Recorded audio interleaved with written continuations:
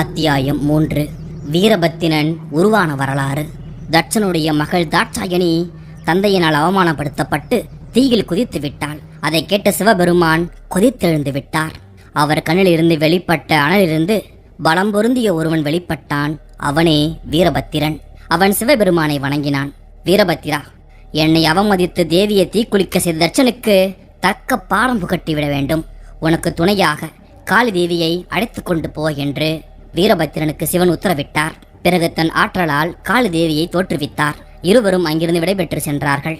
வீரபத்திரனும் காளி தேவியும் தமக்கு துணையாக பெரும் படையை உருவாக்க நினைத்தார்கள். அதன்படி வீரபத்திரன் ஏராளமான கணங்களை தோற்றுவித்தான். அதை போன்று காளி தேவியும் அவளை போன்றே பல காளிகளை உருவாக்கினாள்.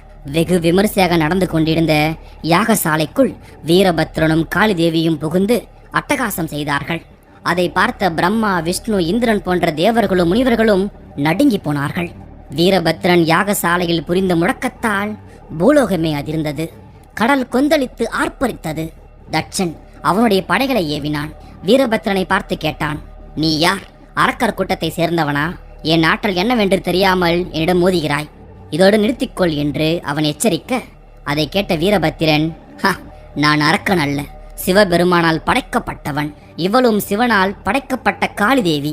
இந்த யாகத்தை உடனே நிறுத்து, இல்லை என்றால் விபரீதம் உண்டாகும் என்று வீரபத்திரன் எச்சரித்தான். அதை கேட்ட தட்சன், யாகம் நடந்தே தீரும். இதற்கு முன்னால் வந்த சிவனுடைய மனைவி என்ன ஆனால் தெரியுமா? யாகத்தை தடுக்க பார்த்தாள், ஆனால் தீக்கு இரையானாள். இப்பொழுது அந்த சிவன் உங்களை தூதுவனாக அனுப்பியிருக்கிறான். தூதுவனை நான் கொல்ல மாட்டேன். உடனே இந்த இடத்தை விட்டு சென்று விடுங்கள் என்று கோபத்தோடு தட்சன் சொன்னான். இதை கேட்ட வீரபத்திரன் பொறுமை இழந்தான். அவன் ஆத்திரம் அதிகமாக அந்த வேள்வி சாலையே தீப்பற்றி எரிந்தது. அங்கிருந்த தேவர்களுக்கும் முனிவர்களுக்கும் பயம் உருவாக அங்கிருந்து தப்பித்து ஓட முயற்சித்தார்கள். ஆனால் சிவகணங்கள் ஓடியவர்களை பிடித்து கட்டியது.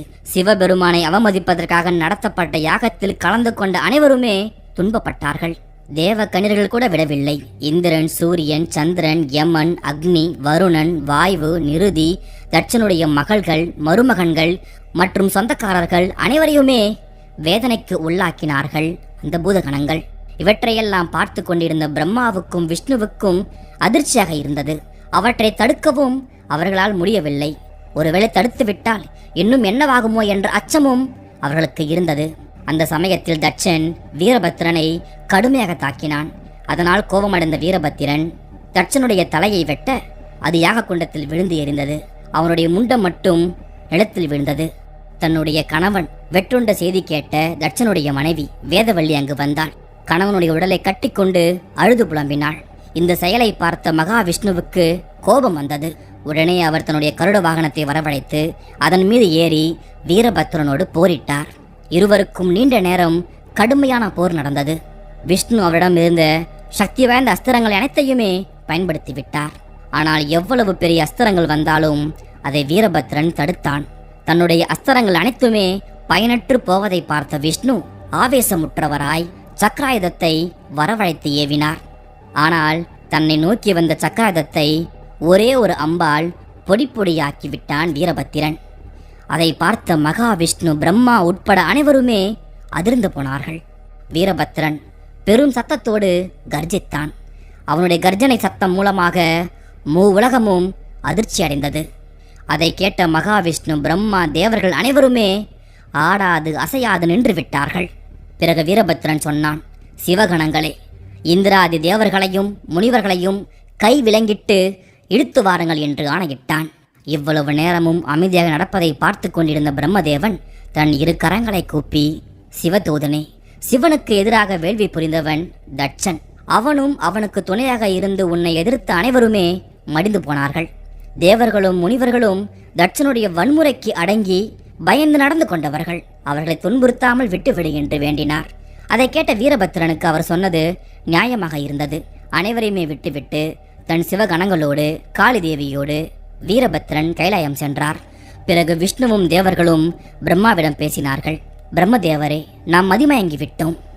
பரமேஸ்வரனை அவமதிக்கும்படியாக நடக்கும் யாகத்தில் நாம் கலந்து கொண்டது பெரும் தவறு. ஆகவே நாமே சென்று சிவனிடத்தில் மன்னிப்பு கேட்க வேண்டும் என்று அனைவருமே சொல்ல பிரம்மதேவனும் சம்மதிக்க அனைவருமே கைலாயம் சென்றார்கள். பரம்பொருளே, ஈசனே, எங்களை மன்னிக்க வேண்டும். தங்களை அவமதித்தவன் தட்சன். அவன் இறந்து விட்டான். அதனால் நீங்கள் மற்றவர்கள் மீது கருணை காட்ட வேண்டும் என்று அனைவருமே வேண்டினார்கள். சிவபெருமானுக்கு கோபம் தணிந்தது. அந்த போரில் இறந்து போன அனைவருக்குமே உயிர் கொடுத்தார் சிவன். தேவர்களும் தேவகன்னியர்களும் புது பொலிவோடு வந்தார்கள். அப்பொழுது பிரம்மதேவன் தன் மானசபுத்திரனான தட்சனுக்கும் உயிர் பிச்சை கொடுக்க வேண்டும் என்று கேட்க, அதற்கு சிவபெருமான், பிரம்மதேவரே, இறந்தவர்கள் அனைவருமே வந்து விட்டார்கள். ஆனால் தட்சனுடைய வெற்றுண்ட தலை தீயில் பட்டு இரையாகிவிட்டது. முண்டம் மட்டும்தான் இருக்கிறது. அதனால் ஆட்டுத்தலையை பொருத்தி உயிர் பெற செய்கிறேன் என்று சிவன் சொன்னார். அவ்வாறே ஆட்டுத்தலையோடு தட்சன் உயிர் பெற்று வந்தான். பிறகு வந்த அவன் சிவபெருமானை வணங்கி, மகேஸ்வரா, ஆணவத்தால் அழிந்தேன். தங்கள் கருணையால் மீண்டும் வந்திருக்கிறேன். யாகம் பாதியில் நிற்கக்கூடாது. தாங்களே யாகத்தை முடித்து வைக்க வேண்டும் என்று விண்ணப்பத்தை வைத்தான் தட்சன். சிவபெருமானும் சம்மதித்து அந்த யாகத்தை முடித்து வைத்தார்.